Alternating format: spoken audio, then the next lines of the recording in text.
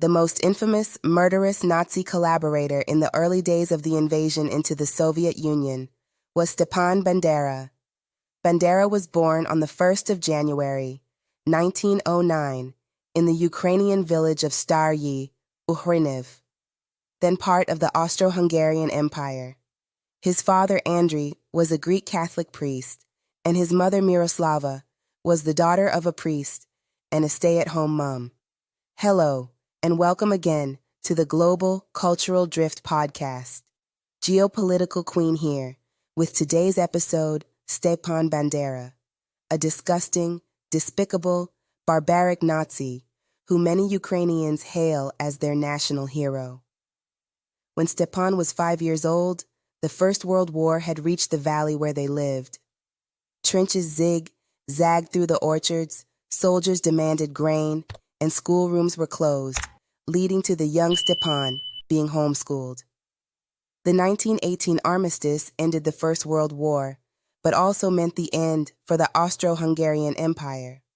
However, the end of the war did not bring peace to the Galicia region. In Eastern Europe, many ethnicities were fighting for their freedom and were trying to establish their own state. The Ukrainians were no exception, as they founded the Ukrainian People's Republic. The Poles, however, whose ancient state was restored after the end of the First World War, were also interested in the same territory.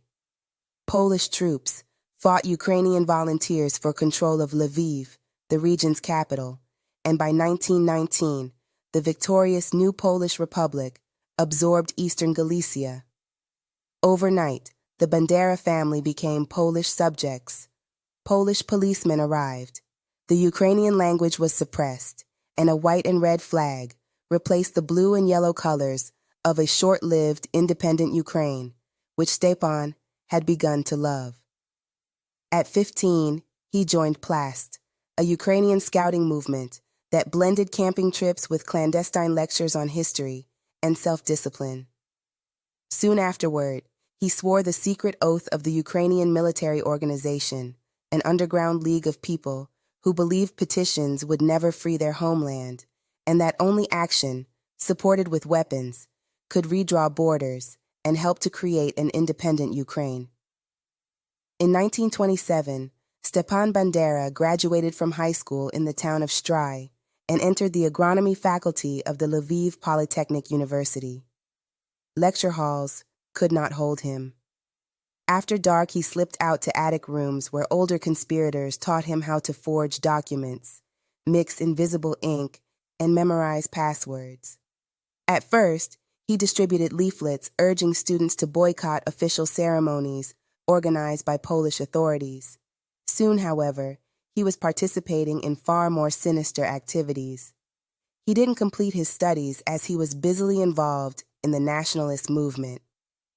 Come February 1929 and the birth of a larger, more disciplined network, the Organization of Ukrainian Nationalists, or the OUN, would be seen. At only 20, Bandera entered as a foot soldier and rose through the ranks with startling speed. He dealt with the propaganda faction of the movement and also traveled by night train under false names.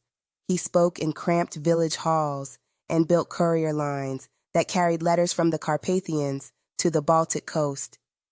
His followers not only painted Polish government buildings with tar and sabotaged telephone poles, but also attacked local politicians.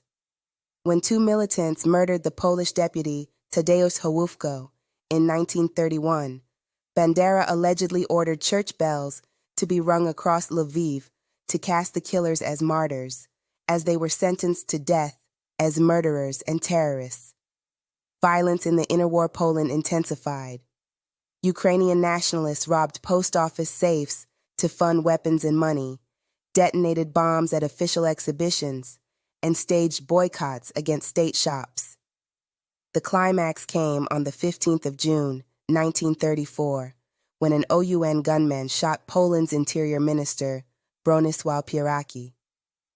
Bandera was arrested in Lviv and tried regarding his involvement in the plot to assassinate Pieracki, and also for being an OUN leader. He was convicted of terrorism and sentenced to death, but the death sentence was later commuted to life imprisonment. When Nazi Germany invaded Poland on the 1st of September 1939 from the west, and the Soviet Union attacked on the 17th of September from the east, Poland collapsed in a matter of weeks. Bandera escaped from prison after it was abandoned by the guards. He moved first to Lviv, but after realizing it would be occupied by the Soviets, he moved to Krakow, the capital of Germany's occupational general government, where officers of the Abwehr, the German military intelligence, saw potential in any group prepared to fight the Soviet Union in the foreseeable future. Bandera, using the code name Consul II, cooperated with the Abwehr. His goal was to run diversion activities against the Soviet Union after Germany's attack. In 1940, the OUN split. Another leader of the OUN, Andriy Melnik, led a cautious wing that sought German goodwill through diplomacy. Younger militants rallied to Bandera, forming what became the OAU-B, named after him. Both factions preached radical nationalism and shared anti-Semitic slogans, but Bandera demanded swift revolution. During his cooperation with Nazi Germany, he drafted plans for mobile groups of 5 to 15 volunteers who would follow German troops, raise Ukrainian flags, and seize local administrations the moment Soviet rule collapsed. To finance the effort, he accepted Nazi money and charmed German officials with promises of sabotage behind Red Army lines. During his time in Krakow, Bandera got married to Yaroslava Oparivska. She was also a member of the OUN, and they had 3 children. Between his escape from a Polish jail in 1939 and Germany's attack on the Soviet Union in June 1941, Bandera's faction of the Organization of Ukrainian Nationalists, the OAU-B, cooperated closely with German military intelligence. Before the start of the war, in August 1939, the Abwehr created a 120-man sabotage unit, codenamed Bergbauernhilfe. They were recruited from Bandera's followers and trained for operations against Poland. The goal of this unit was to erode Polish defenses by conducting a terror campaign directed at Polish farmers and Jews. After Bandera resettled in German-occupied Krakow, his relationship with the Nazis deepened. In spring 1941, Bandera held meetings with the heads of Germany's intelligence regarding the formation of the Nachtigall and Roland battalions. During this time, the OUN received 2.5 million Reichsmarks for subversive activities inside the Soviet Union. Stepan Bandera assured the Germans that these units, together with small, mobile groups already infiltrating Soviet territory, would secure German lines of advance as soon as the frontier was crossed.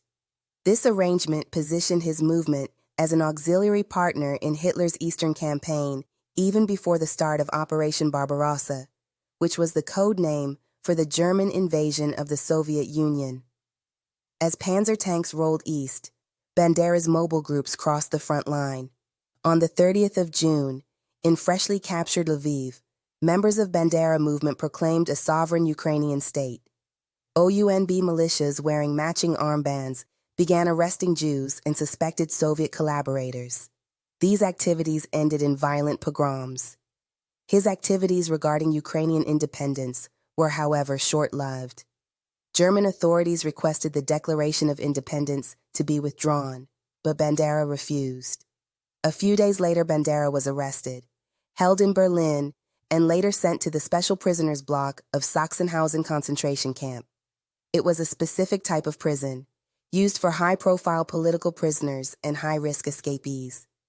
During his imprisonment in the camp, it was possible for Bandera's wife, Yaroslava, to visit and to keep him in touch with his followers. His relationship with the Germans was not ideal.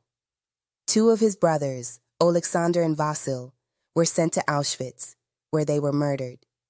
In the meantime, units loyal to the OUN-B and Bandera had formed the Ukrainian Insurgent Army, UPA, in the forests of Volhynia and were fighting both Nazis and Soviets, while also massacring Polish and Jewish villagers in a brutal campaign of ethnic cleansing.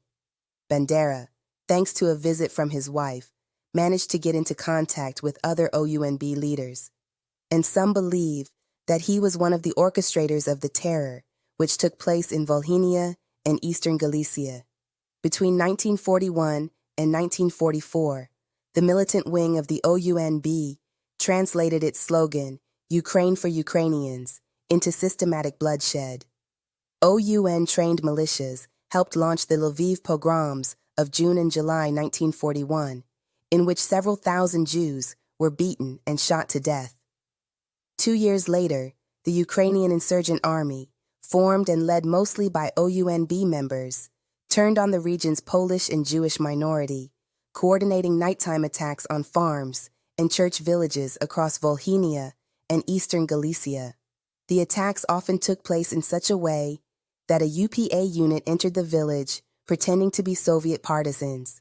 The men split up, entered houses, and demanded food from the residents. Meanwhile, the village was surrounded, and all Poles passing through were also detained. In the village of Paroshla, UPA partisans ordered all the inhabitants to lay down and tied them up, under the pretext that they were about to carry out an assault on a nearby German rail transport. And if the village inhabitants were found to be tied up, that would serve as proof for the Germans that the Poles did not cooperate with the UPA in the attack. Not all the inhabitants of Paroshla believed them, as some of them could speak Ukrainian, but being unarmed, they had no choice but to do as they were told. Almost all the Poles in the village were murdered with knives. Only 12 Poles survived, including a 12-year-old boy named Witold Kołodziński, who suffered a cracked skull from an axe blow. In these attacks against the civilian population, it is estimated that 60 to 120,000 civilians were murdered. As the Red Army pushed west in 1944, the Nazis sought the help of any force that might slow the Soviet advance. In September 1944, Bandera walked out of Sachsenhausen concentration camp after promising to direct anti-communist operations. He met other released OUN leaders and drafted plans to fight the Soviet Union. One such plan was an idea to parachute Ukrainian units to the rear of the advancing Soviet forces and create chaos. Collapsing front lines, however, made most schemes irrelevant. After the war, Bandera and his family moved several times around Germany. Soviet and Polish politicians and diplomats demanded his extradition, calling him a terrorist who was responsible for thousands of deaths. United States counterintelligence officers disagreed. They considered him extremely dangerous, but also too valuable to hand over to the Soviets, as he knew the Ukrainian underground movement and was a skilled anti-communist fighter. Under a shadow arrangement called Operation Anyface, Washington quietly blocked Polish and Soviet requests. Thanks to this U.S. blockade, Bandera managed to move a lot in post-war Germany and finally settled in Munich, which was once a stronghold of the Nazis. The Soviet Union tried, over the years after the Second World War, to kidnap him to the Soviet Union. When Soviet patience finally ran out, the KGB, the intelligence agency of the Soviet Union, sent the young Ukrainian Bohdan Stashinsky to execute Bandera.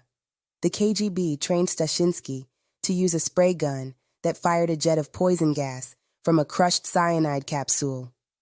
The gas was designed to induce cardiac arrest, making the victim's death look like a heart attack. Stashinsky had used the weapon to kill another Ukrainian politician, Lev Rebet, in 1957. On the 15th of October, 1959, he used an improved version of the same gas gun to assassinate Stepan Bandera in Munich. This time, the KGB was successful, and the 50-year-old Bandera was killed on the spot. On the 20th of October 1959, Bandera was buried in Munich, and 2 years later, his wife and 3 children moved to Toronto, in Canada. Bandera is still remembered by many as a Ukrainian national hero. He is mainly seen by this group of people for his struggle for Ukrainian independence, whether in the struggle against Poland or the Soviet Union. This struggle, however, was tied to the suffering of thousands of innocent people and meant an alliance with the monstrous regime of Nazi Germany. So here you have it, folks. If you enjoyed listening to the story of the monster of Ukraine, known as Stepan Bandera, who is now being held as a hero, then kindly leave your comments in the comments section below, and thanks for tuning in. I will be back with the next broadcast. Good day.